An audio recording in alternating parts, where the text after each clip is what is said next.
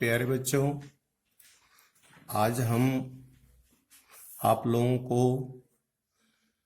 अपरिमेय से संबंधित कुछ प्रश्नों को बताएंगे और यह प्रश्न आपको 8 के लिए, 9 के लिए और 10 यानी तीनों क्लास के लिए जो है ये प्रश्न महत्वपूर्ण है और आपके जो है कोर्स में भी है। तो हम जो है आपको यही बताने जा रहे हैं अपरिमेय संख्या से संबंधित प्रश्न, जिसमें आपको पहला बताएंगे। पहला प्रश्न हमारा होगा कि सिद्ध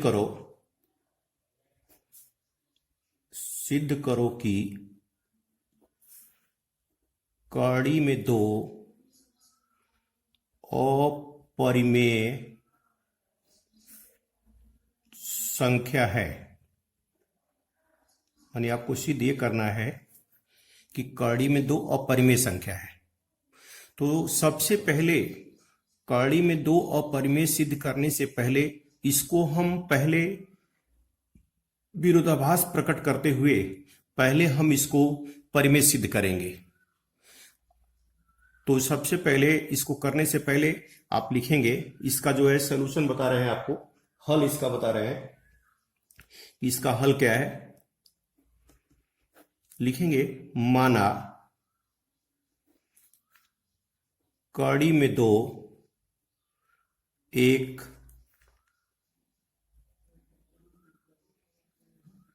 परिमेय संख्या है, तो इसलिए कड़ी में दो बराबर P बटे Q, जहां P और Q सहअभाज्य संख्या है और Q equal to not zero. यानी जैसे P और Q जो है सहअभाज्य संख्या है। सहअभाज्य का मतलब ये हो गया कि P और Q का मसप यहां एक होगा। यानी P और Q का जो है मसप एक होना चाहिए। सहअभाज्य का मतलब कोई भी सहअभाज्य संख्या अगर है तो निश्चित है कि उसका मसप एक होगा। तो यहां भी P और Q का मसप एक होगा, इसका मतलब यही है। अब इसके बाद क्या करेंगे कि दोनों पक्षों का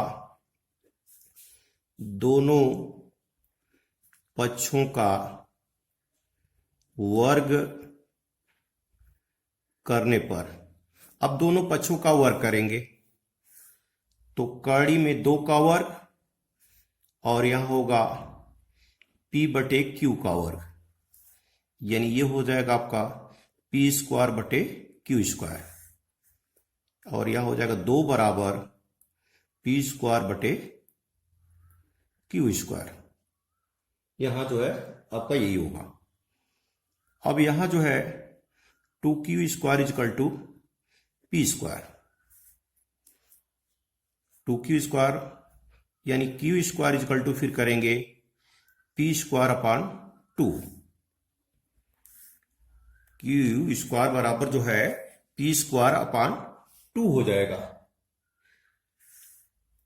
इसका मतलब यहां यह है कि यहां P स्क्वायर है और P स्क्वायर में हम 2 से भाग दे रहे हैं। इसका मतलब यह है कि ये जो है किसी भी संख्या का वर्ग है। मतलब ये होता है किसी भी संख्या का वर्ग जो है अगर 2 से विभाजित है तो वह संख्या भी जो है 2 से विभाजित होगी।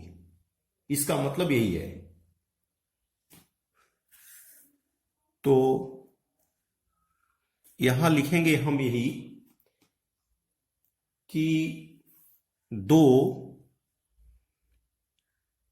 P स्क्वायर को विभाजित करता है,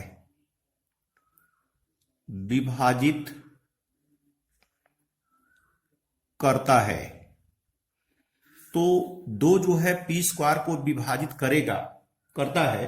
इसका मतलब यह है कि 2 जो है 2 P को भी विभाजित करेगा।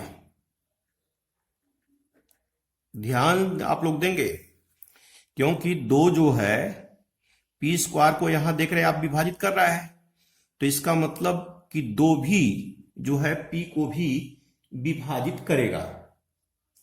और यहां जो है आपका ये पहला समीकरण हम कर दे रहे हैं, और इसके बाद जो आपका आ रहा है इसके बाद इसको हम हल कर रहे हैं। तो यहां दो जो है पी स्क्वायर को विभाजित करेगा। इसके बाद फिर पुनः जो है माना P बराबर 2m, फिर पुनः मानेंगे आप इतना करने के बाद कि P बराबर 2m, यानी इसका मतलब यह है कि P को जो है दो विभाजित कर रहा है और इसका भागफल यम आ रहा है, तो इसीलिए P बराबर 2m लिखा गया है। अब इसके बाद इसका भी जो है दोनों पक्षों का वर्ग करने पर, माने इसके भी दोनों पक्षों का हम वर्ग करेंगे।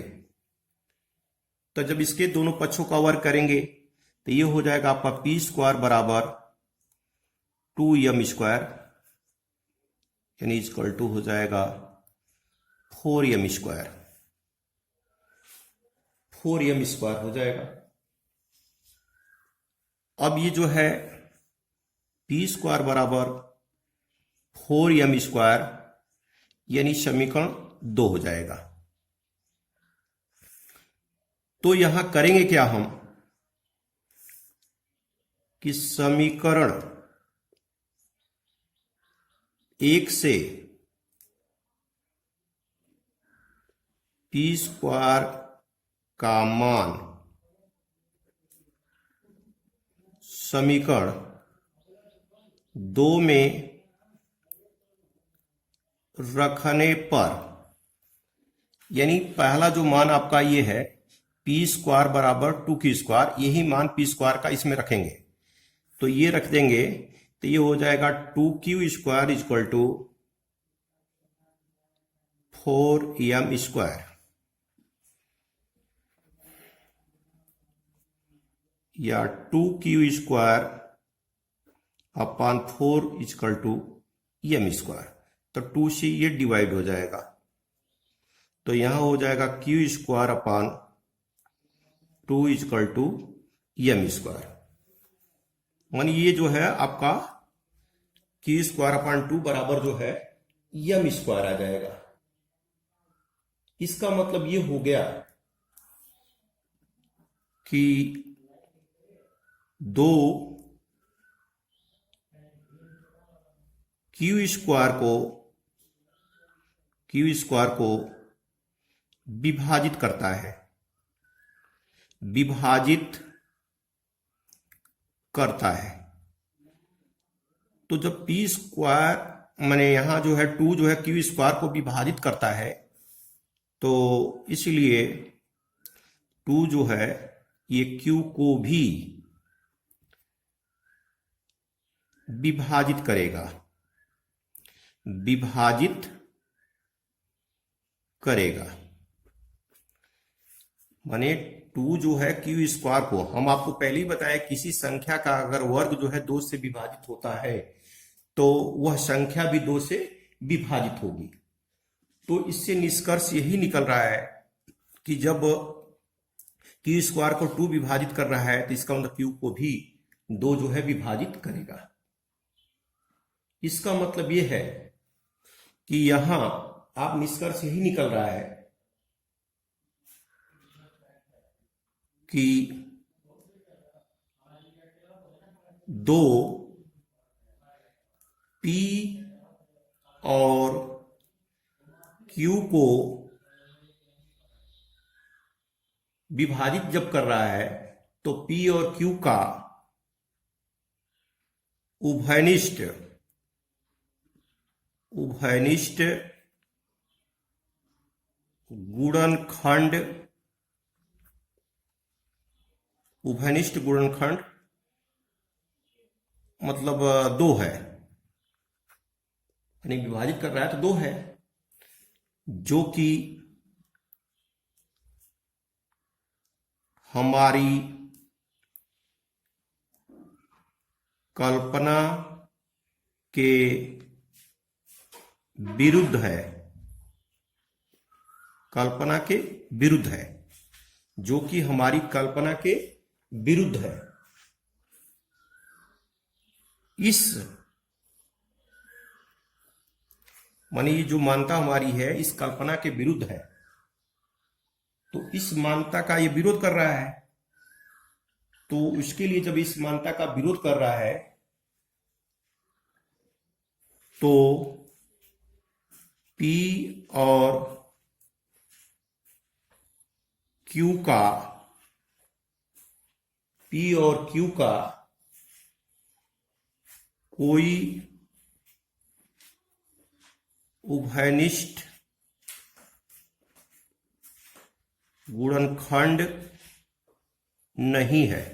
तो जब इसका कोई उभयनिष्ठ गुणनखंड नहीं है तो इसलिए कड़ी में दो एक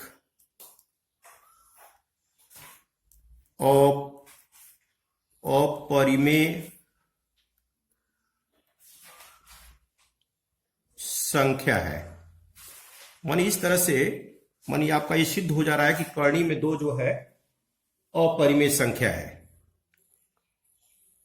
चूंकि यहां आपको हम ये भी बता दे रहे हैं कि यहां जो P/Q जो परिमेय संख्या है यह सअभाज्य है, अर्थात यहां जो इसका मौसप एक है, और जो प्रश्न हम कर रहे हैं इसमें जो है ये P और Q जो है दोनों का उभयनिष्ठ गुणनखंड जो है दो हो रहा है।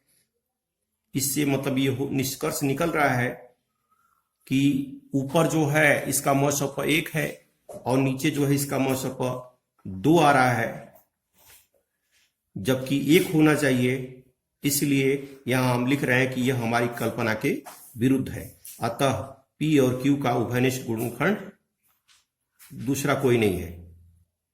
P और Q का कोई उभयनिष्ठ गुणनखंड नहीं है, अतः जो है कड़ी में दो अपरिमेय संख्या है। फिर इसके बाद आपको फिर एक दूसरा प्रश्न बता रहे हैं। दूसरा प्रश्न बता रहे हैं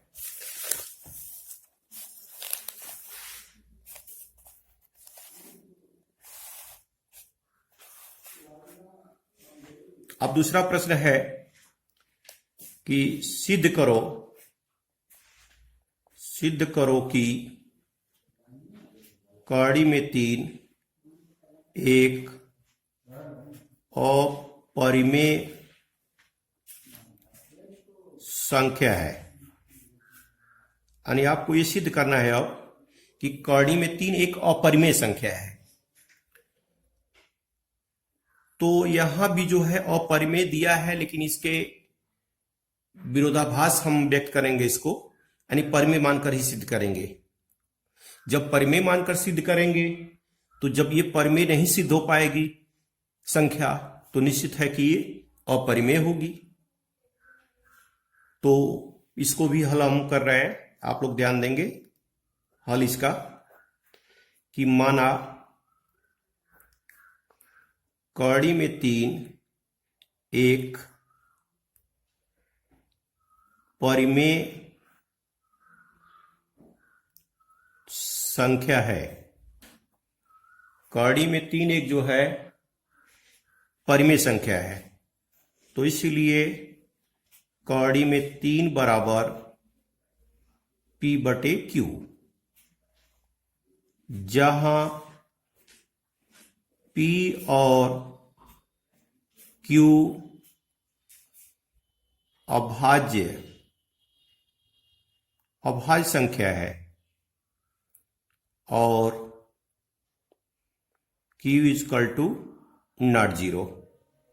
मानिए आप लिखेंगे, सहभाज्य का मतलब आपको बता दिए हैं कि P और Q जो है सअभाज्य, छूट गया यहां, सअभाज्य संख्या है।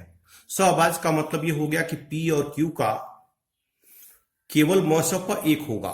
कहीं भी अगर सअभाज्य संख्या है तो निश्चित समझ लीजिए कि उसका मौसम पर एक होगा, तभी वह सअभाज्य होगी। तो यहां भी कड़ी में 3 जो है बराबर P बटे Q दिया है, तो इसका मतलब P और Q दोनों का मौसम पर एक है। अब इसके बाद दोनों पक्षों का वर्ग करने पर, अब इसके दोनों पक्षों का वर्ग करेंगे तो कड़ी में 3 का वर्ग और P बटे Q का वर्ग, यानी ये हो जाएगा 3 बराबर P स्क्वायर बटे Q स्क्वायर, या 3Q स्क्वायर बराबर P स्क्वायर, या फिर होगा Q स्क्वायर बराबर P स्क्वायर अपान 3। यहां जो आप देख रहे हैं कि P स्क्वायर 3 से यहां विभाजित हो रहा है, तो आपको पहले ही हम बता चुके हैं जब किसी संख्या का वर्ग 3 से विभाजित होगा तो वह संख्या भी 3 से विभाजित होगी। इसलिए यहां 3 जो है P स्क्वायर को विभाजित, यानी 3 जो है P स्क्वायर को विभाजित करता है, तो 3 P को भी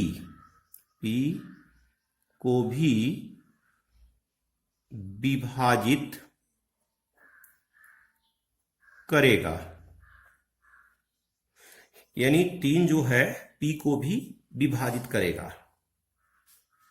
और ये भी आप जानते हैं कि जो संख्या जिससे विभाजित होती है वही उसका गुणनखंड भी होता है। तो इस तरह से यहां हम समीकरण इसके पहले डाल दें। ये समीकरण 1 है आपका जो आ रहा है, और इसके बाद फिर मानेंगे कि माना P बराबर 3C, कुछ भी मान सकते हैं, m मान सकते हैं, k मान सकते हैं, तो यहां P बराबर 3C। इसका मतलब ये हो गया कि P को जो है 3 विभाजित कर रहा है और इसका भागफल जो है C आ रहा है। इसका मतलब P बराबर 3C।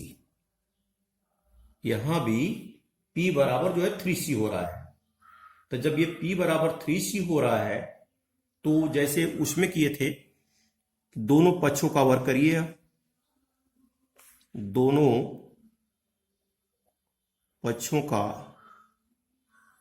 वर्ग करने पर, जब दोनों का वर्ग करेंगे तो ये P स्क्वायर बराबर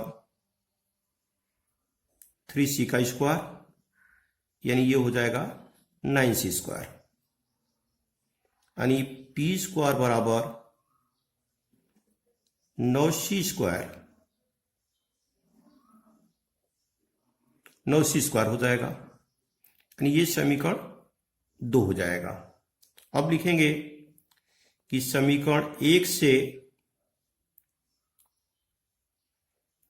P स्क्वायर का मान समीकरण 2 में रखने पर, अब ये मान रख देंगे आप, तो देख रहे हैं कि P स्क्वायर की जगह पर 3Q स्क्वायर है, तो यहां भी P स्क्वायर की जगह पर आप 3Q square equal to 9C square, तो 3Q square upon 9 equal to C square, इसको काटेंगे तो Q square upon 3 equal to C square. तो यहां देख रहे हैं कि Q स्क्वायर को 3 भी विभाजित कर रहा है। इसका मतलब कि Q को भी 3 विभाजित करेगा। तो फिर पुनः आप लिखेंगे कि 3Q² को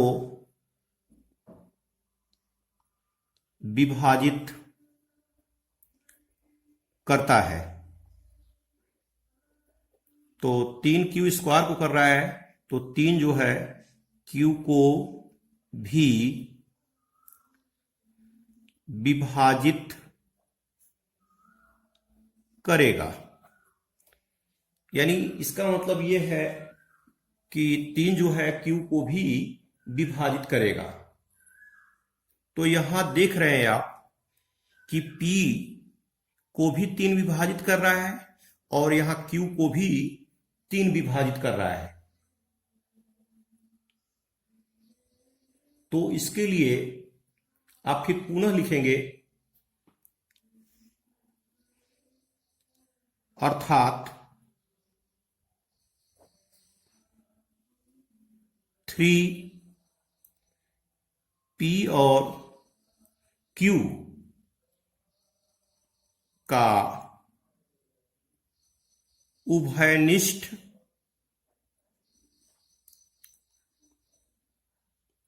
गुणनखंड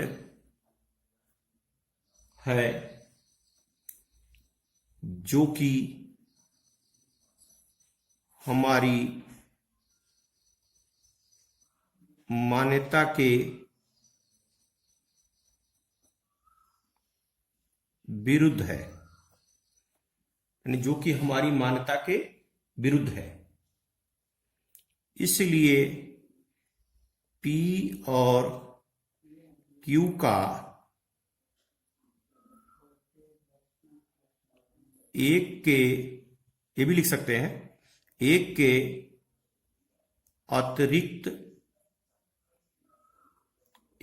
अतिरिक्त कोई उभयनिष्ठ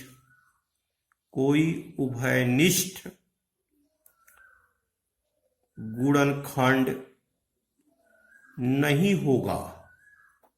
यानी इसका मतलब ये हो गया कि यहां देख रहे हैं कि यहां P और Q का उभयनिष्ठ गुणनखंड आपको क्या बताया गया, 1 होगा, क्योंकि सहभाज्य है। तो उसी तरह P और Q का जो है 1 के अतिरिक्त कोई गुणनखंड नहीं होगा। लेकिन यहां जो है P और Q का गुणनखंड आपको 3 प्राप्त हो रहा है, 3 प्राप्त हो रहा है, और जबकि 1 होना चाहिए। तो इसीलिए लिख दिया है कि P और Q का 1 के अतिरिक्त कोई गुणनखंड नहीं होगा, चाहे गुणनखंड नहीं है, ये भी लिख सकते हैं। तो इसका मतलब कि जब उसका गुणनखंड 1 के अतिरिक्त कोई गुणनखंड जब उसका नहीं है या नहीं होगा, तो इसलिए कड़ी में 3 एक अपरिमेय संख्या है। यानी ये प्रूव्ड हो गया। यानी कड़ी में 3 जो है एक अपरिमेय संख्या है। चूंकि कड़ी में 3 अपरिमेय संख्या, पहले तो हम परिमेय लेकर करेंगे, फिर लास्ट में जब उसका पालन नहीं होगा तो लास्ट में ये सिद्ध हो जाएगा कि कड़ी में 3 एक अपरिमेय संख्या है। तो मेरे प्यारे बच्चों, अब जो है इसी पर जो है हम कुछ प्रश्न आपको दे देंगे, प्रश्नावली जब आएगी तब। चूंकि इसको आप लोग तैयार आज कर लेंगे, आज तैयार कर लेंगे, और फिर इससे संबंधित कोई प्रश्न है तो उसको भी फिर बताएंगे जब प्रश्नावली जब भेजेंगे, जब आपको दिया जाएगा लगाने के लिए, तो उसको आप लगाएंगे। आज ये दोनों तैयार कर लेंगे आप लोग। धन्यवाद।